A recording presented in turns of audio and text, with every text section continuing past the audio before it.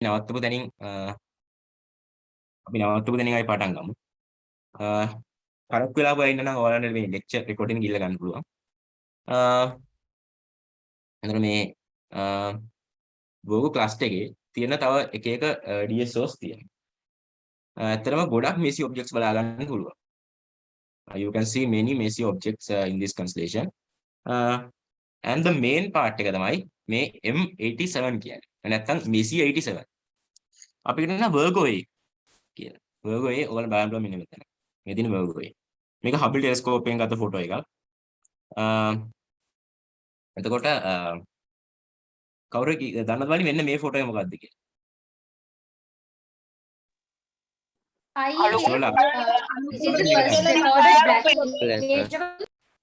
Is that the first recorded image of a black hole? Yes. Yes. With the accretion disk and everything? Yes. ඇත්තටමලි මේක තමයි අපි photo එකක් ගත්ත මුල්ම black hole එක. ඒක මේක සිලෙක්ට් කරගන්න හේතු කීපයක් තියෙනවා. එකක් තමයි මේක ටිකක් අනික් ඒවාට වඩා ටිකක් ලොකු black hole එකක්. සහ අපිට පහසුවෙන් ඔබ්සර්ව් කරන්න පුළුවන්. කවුරුද දන්නවද මල්ලි මේකේ ෆොටෝ එක ගන්න පාවිච්චි කරපු ටෙලස්කෝප් සිස්ටම් එකේ නම? අයියේ එක මේ සිස්ටම් එකද individual? Hubble Space Telescope. Hubble Hubble තියෙන Space يعني Telescope. අයියේ ඇත්ත තමද? නෑ. අයියේ ලෝකේ වටෙන්ම ගත්තා නේද බින්දුව? ඔව් මල්ලි මතකද මේ සිස්ටම් එක? Fan stars. නෑ. හොඳයි මල්ලි මම කියන්නම් ඒ ටෙලස්කෝප් සිස්ටම් එකේ නම. ඒ කියන්නේ Event Horizon කියලා. Event Horizon telescope.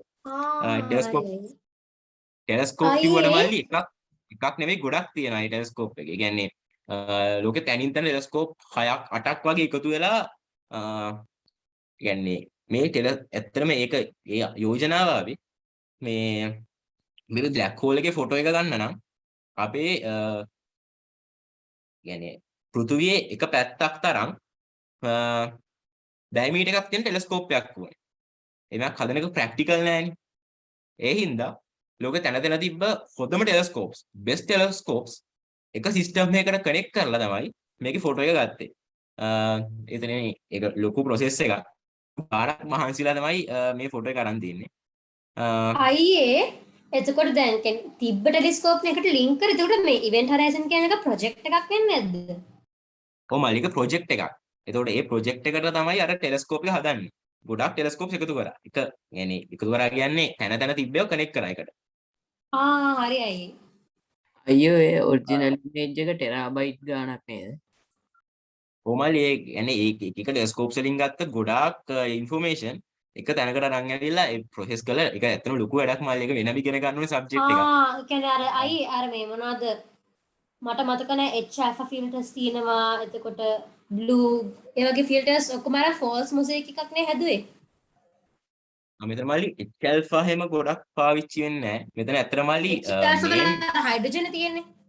දැන් මේකට හයිඩ්‍රජන් නැහැ නේ. නමුත් මල්ලි මෙතන තියෙන ප්‍රධාන concept එක තමයි ටෙලස්කෝප්ස් ගොඩකින් කියන්නේ එකම තැන තියෙන ගොඩක් නෙවෙයි. තැන තැන තිබ්බ ගොඩකින් එකතු කරලා ගත්ත එක ෆොටෝ එකක් මේක. මේක ටිකක් අර බ්ලර් වෙලා වගේ තියෙන්නේ. නමුත් ඇත්තටම ඒ බ්ලර් වෙන එක තමයි බ්ලර් වෙලා තියෙන එක තමයි ඔරිජිනල් මේක. මෙතන මේ වටේ තියෙන්නේ මේ ඒ අර මේක ගැලැක්සි එකක් මැද දින එකක් නිසා අර ගැලැක්සි එකේ එන ලයිට් එක නැත්නම් ආලෝකය මේකෙන් මේක ස්ටෙලර් බ්ලැක් හෝල් එකක්ද අයියේ? මේක සුපර් මැසිව් එකක් මල්ලි. ඒ කියන්නේ ගැලැක්සි එක මැද වගේනේ තියෙන්නේ. ඔව්. මේ වර්ගෝයි ගැලැක්සි එක ගත්තොත් අපි මෙහෙම දැන් වර්ගෝයි මෙහෙම තියනවා නම් මම මෙතන අදින එක පේනවා ඇති. මේ මැද තමයි මේක තියෙන්නේ. අයියෝ ගත්තේ M81 මේ ගැලැක්සි එකේ නේද? 81 නෙමෙයි මේක 87 M87. එතකොට මේ කියන්නේ මෙයාට මේ ෆිල්ටර්ස් යූස් කරේ ඉන්ෆ්‍රාරෙඩ් එකක්ද නැත්නම් වෙන එකක්ද? දැන් ඔය රතුපත් ඉන්නේ හීට් එකක් තනන්නේ. ඔව් ඉන්ෆ්‍රාරෙඩ් ඒ වගේම එක එක ඒවා පාවිච්චි කරලා දැන් ඉන්ෆ්‍රාරෙඩ් විතරක් පාවිච්චි කළොත් මල්ලි මේකේ තියෙන එක කොටසක් විතර අපිට බලා ගන්න පුළුවන්. ඉන්ෆ්‍රාරෙඩ් විතරයි. හැබැයි මල්ලි මෙතන විසිබලුත් පාවිච්චි කරලා තියෙනවා. ලයිට් එකනේ මෙතන තියෙන්නේ. විසිබලුත් පාවිච්චි කරලා තියෙනවා. දැන් මේක හැම විසිබල්. visible infrared එකතු කරලා හදපු එකක්. Hubble එකෙන් ගන්න ඇති infrared photos උත් ගන්න පුළුවන්. එතකොට ඒක අපි ටිකක් ඒ කියන්නේ වැඩි විස්තර කතා කළා. ඒ වගේම අපිට මේ Sombrero Galaxy එක. අපිට බලන්න පුළුවන් සාමාන්‍ය ගැලැක්සි එකට සාපේක්ෂව ලොකු හාල් එකක් තියෙනවා. ඒ කියන්නේ ලොකු රැස්වලල්ලක් වගේ එකක් තියෙනවා. ඊ and ice සොම්බෙරෝ galaxy. කියන්නේ තොප්පියක්. ඒක තොප්පියක් වගේ තමයි එම නම දැම්මේ. හරිමයි. ඔව් ඒක තමයි හේතුව. ඒකට Sombrero කියන්නේ. මේ ice galaxies. එහෙනම් තමයි S2ක් වගේ මේක තියෙන්නේ. ඒක තමයි ice galaxies කියලා කියන්නේ. මේ දෙන්න. දැන් හොඳට බලන්න පුළුවන්. ඒක දැන් අනික් ඒවා නම් ගොඩක්ම වැදගත් ඒවා නෙමෙයි. ඔයගොල්ලෝ වැඩිපුර attention කරන්න ඕනේ මේ Virgo galaxy, Virgo cluster එක, Virgo A galaxy එක, ආයෙ වගේ මේ ෆොටෝ එක. මේකට කියන්නේ පොවෙහි කියලා. මේ ඒ හවායි වල තිබ්බ ටෙලස්කෝප් දෙකක් යූස් කළා මේ සිස්ටම් එකට. මේ පොවෙහි කියන එක පාවිච්චි කළා. ඒක කියන්නේ මට මතකයි මල්ලි the mighty universe වගේ තේරුමක් තමයි මේ පොවෙහි කියන වචනේ කියන්නේ. ආයෙ වගේ මේ Sombrero galaxy එක, Ice galaxies ඔයගොල්ලෝ විශේෂයෙන් මතක තියාගන්න ඕනේ. අයියේ අපේ එක මිල්කි වේ ගලක්සිද? අපි මිල්කි වේ මල්ලි. අපි ඉන්නේ මිල්කි වේ එකේ. අපිට මිල්කි වේ එකේ ෆොටෝ එකක් ගන්න බැරිත් ඒකයි. මිල්කි වේ එකේ ෆොටෝස් කියලා ඔක්කොම තියෙන ග්‍රැෆික් වලින් හදපු ඒවා. ඇත්තටම අපි මිල්කි වේ එකේ ඉන්න හින්දා ඇතුළේ ඉඳන් අපිට සම්පූර්ණ මිල්කි වේ එකේ ෆොටෝ එකක් ගන්න අමාරුයි. අපි අනික් ඒවා ඔබ්සර්ව් කරලා නිකන් මිල්කි වේ එක මේ වගේ වෙන්නේ නැති කියලා හිතලා තමයි මේ වැඩ කරන්නේ දැන. හොඳයි මල්ලි. අපි Virgo ගැන ටිකක් වැඩි විස්තර කතා කළා. අර බ්ලැක් හෝල් එකක් අපි දැක්ක නිසා. ඊට පස්සේ අපිට කතා කරන්නේ මේ Libra. එහෙම නැත්නම් තුලා තියෙන constellation එක. තාරකා රාශිය. මේ දෙන්නේ Libra symbol එක. And this is the 7th constellation of the Zodiac. Zodiac එකේ තියෙන 7 වෙනියට තියෙන constellation එක. ඒ වගේම this is the only zodiac constellation which represents an object. ඔයගොල්ලොන් මතක නම් මල්ලි අපි කලින් කතා කරපු හැම object එක හැම constellation එකම එක්ක කවුරු හරි සතෙක්. එහෙම නැත්නම් මොකක් හරි මිනිස්සෙක් තමයි පෙන්වන්නේ. නමුත් මේක තමයි එකම constellation එක මේ zodiac එකේ තියෙන මොකක් හරි object එකක් represent කරන්නේ. වේඩින්ස් එක තරාදියක් තමයි මේක නිරූපණය වෙන්නේ. මේක තමයි 29ට ලොකුම තාරකා රාශිය. 29th largest constellation. 535 square degrees මේකෙන් cover වෙනවා. ඒ වගේම මේකේ තියෙන brightest star එක තමයි සුබන් එල් ෂමාලි. ටිකක් අමාරු නමක්. මේක ඇත්තටම අර මැද පෙරදිග කට්ටිය කියන්නේ මිඩල් ඊස්ට් කට්ටියගෙන් එකතු වෙලා හැදිච්ච ටිකක් අමාරු අයියේ නමක්. එක මේ මොකද්ද? මිඩල් ඊස්ටර්න් යුරෝපියන් නමක් වගේ. ඔව්.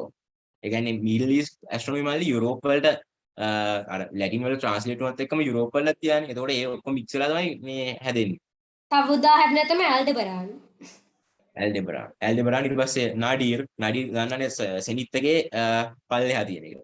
ඊට පස්සේ සයිෆ් ඒ වගේ ගොඩක් නම් තියෙනවා අපිට ඇරබියන් ඇස්ට්‍රොනොමි වලින් ආපු. මේකේ four formally named stars තියෙනවා. කියන්නේ තරු හතරක් තියෙනවා. International Astronomical Union එකෙන් certify කරලා තියෙන name stars. අපිට මේකේ meteor showers එකක් බලා ගන්න පුළුවන් Librids කියන එක. මේක එච්චර bright එකක් නෙමෙයි. සාමාන්‍යයෙන් එච්චර සැලකිල්ලක් දක්වන්නෙත් නෑ මේක ගැන. මේක තියෙනවා මල්ලි මෙතුසෙලා කියලා ස්ටාර් එකක්. මේක අපි දන්න පරණම තරු වල එකක් තමයි මෙතුසෙලා කියන්නේ. අයියේ ආගියුමන්ට් එකක් තියෙනවනේ. දැන් අපි මේ දැන් උදාහරණයකට පැරලැක්ස් ඔක්කොම කියන්නේ පැරලැක්ස් එරර් ඒවා ඔක්කොම යූස් කරලා අපි මේකේ මේ කියන්නේ ඒජ් එක රිඩියුස් කරලා බැලුවමයි කියලා තියෙනවා මේකේ වයස යුනිවර්ස් එකේ එස්ටිමේට් කරපු වයසට වඩා පරණයි කියලා. කොහොමද ඒක තමයි ඔව් ඒක තමයි දැනට තියෙන ප්‍රශ්නේ. දැනට තාම විසඳගෙන නැති ප්‍රශ්නේ ඒකයි. දැන් ප්‍රශ්නේ තියෙන්නේ ඒක හරි කියලා මේ තියරි කාවොත් දැන් බිග් බැං තියරි එක කඩාගෙන වැටෙනවා. එතකොට මේ ඇස්ට්‍රොනොමි කියන يعني ඇස්ට්‍රොනොමි ආයි රීබිල්ඩ් කරන්න වෙනවා. ඔව් ඇත්තටම බිග් බෑන් නෙමෙයි අපිට තියෙන එකම එක. අපිට බිග් බෑන් වලට හොඳ එකක් එන්න පුළුවන්. දැන් බිග් බෑන් වල කලිනුත් තිබ්බනේ මිනිස්සු හරිම කියලා හිතපු දේවල්. නමුත් දැන් ඒක වෙනස් වෙනයි M theory එක. තියරි හොම එක තියරිස් එක. තව ටික කාලෙක M තියරි එකටත් වඩා හොඳ එකක් එන්නත් පුළුවන්. එතකොට දැන් අපි හොයාගන්න දේවලුත් එක්ක තියරිස් වෙනස් වෙනවා. එතකොට මේ මෙතුසෙලා කියන ස්ටාර් එක සහ මේක ඇත්තටම ගොඩක් වැදගත් DSOs නෑ. මේ NGC ඒවා කීපයක් විතරයි තියෙන්නේ. මේ දෙන galaxies දෙකක්. මේ වගේ මේක star cluster එකක්. ඊට පස්සේ අපිට බලන්න Scorpius. එහෙම නැත්නම් වෘශ්චික කියන constellation එක. This is the eighth zodiac constellation. 8 වෙනි zodiac constellation එක. ඒ වගේම මේක ස්කොර්පියන් කෙනෙක්ව තමයි represent කරන්නේ. කියන්නේ කවුද? ගෝනුස්සෙක්. එතකොට මේකත් one of the oldest known constellation එකක්. ඒ කියන්නේ අර ටෝරස් වගේ තමයි. ගොඩක් පරණ එකක්. අර ටෝරස්ගේ කතාවටත් කියන්නේ ටෝරස් ඔරායන් ඉන්න කතාවෙත් එක කැරක්ටර් එකක් තමයි මේ ස්කෝපියස් කියන්නේ. අයියේ මට හරියට මතක නැහැ හැබැයි මේක මට මතක නැහැ හරියටම දෙවියෝ මේ කාටද ඔරයාන්ට දඩුවමක් දුන්නා මේ එයාව සදහටම අහස් දාලා මේ ස්කෝපියස්ව එයාව පන්නන්න ස්කෝපියස් ටැබ් පන්නන්න සදහටම මට මතක නැහැ. ඒකත් ඒ වගේ එකක් තමයි. නමුත් අර ඔරයන් කියන්නේ හොඳ හන්ට කෙනෙක්. හොඳ දඩයක්කාරයෙක්. ඉතින් අර දෙවියන්ට එයා එක්ක දෙවියෝ ඒ කියන්නේ ග්‍රීක් ගෝඩ්ස්ලා ටිකත් එක්ක තරහ වෙලා ස්කෝපියස්ට කියලා එයාව මරවනවා. ඊට පස්සේ ඩයනා කියන ගොඩස් ස්කෝපියස්වයි ඔරායන්වයි අහසේ හැමදාටම තියෙනවා. නමුත් ස්කෝපියස්ට කවදාවත් ඔරායන්ව අල්ලගන්න බැරි වෙන්නේ. ඒ කියන්නේ ඔරායන් බැහැගෙන යද්දි තමයි ස්කෝපියස් පායන්නේ. يعني ස්කෝපියස් ඉන්නේ ඔරායන්ට අනිත් පැත්තේ. හරියටම අනිත් පැත්තේ. ඒතර මේ තියන්නේ ස්කෝපියස්ගේ සිම්බල් එක. ඒ වගේම මේක තමයි 33rd largest constellation. 33 වෙනියට ලොකුම constellation එක. 497 square degrees මේකේ තියෙනවා. ඒ වගේම මේක southern hemisphere එක. නැත්නම් දකුණු අර්ධගෝලයේ තමයි තියෙන්නේ. ඒ වගේම මේකේ brightest star එක Antares. මෙතන Antares. සමහරව Antares වල රැවටෙනවා මේ මාස් කියලා.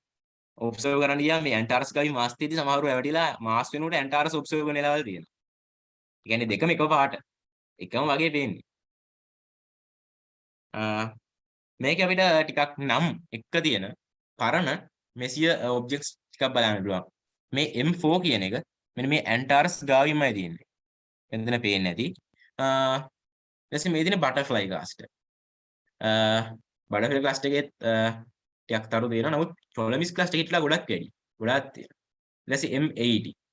ඊට පස්සේ ගම් 67. ඒකත් එක අපි නම් කරන ඒක කැටලොග් එකක්. මේක තමයි Cat's-Paw Nebula. මේ පූසෙක්ගේ පෝ එකක් වගේ පේන්නේ. මේකට තව කියනවා මේ Bear's Claw Nebula කියලාත් කියනවා. ඊට පස්සේ මේක C69.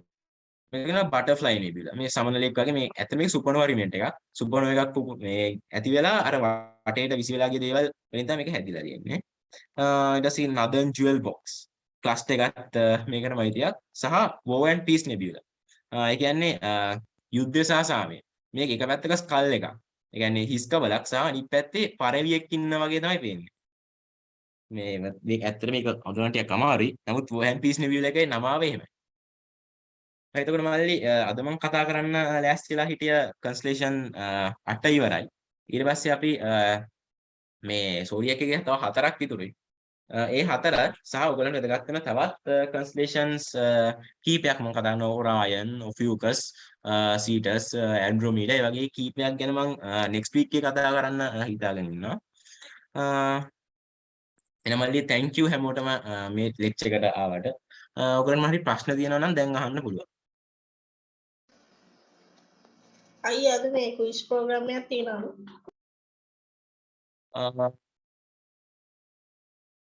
quiz program එකක් මම නම් දන්නේ නැහැ මල්ලි. එකක් නෑ අද.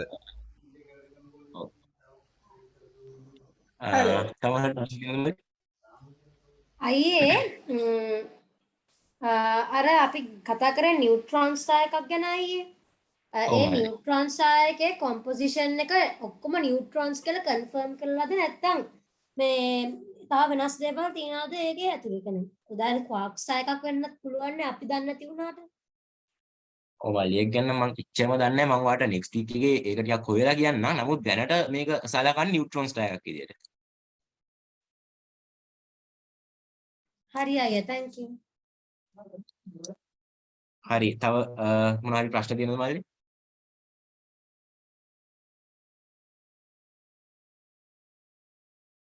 නෑ. හොඳයි මල්ලි එහෙනම් හැමෝටම goodbye. God bless you. හැමෝම පරිස්සමින් ඉන්න ඕනේ. Goodbye. Goodbye අයියා thank you.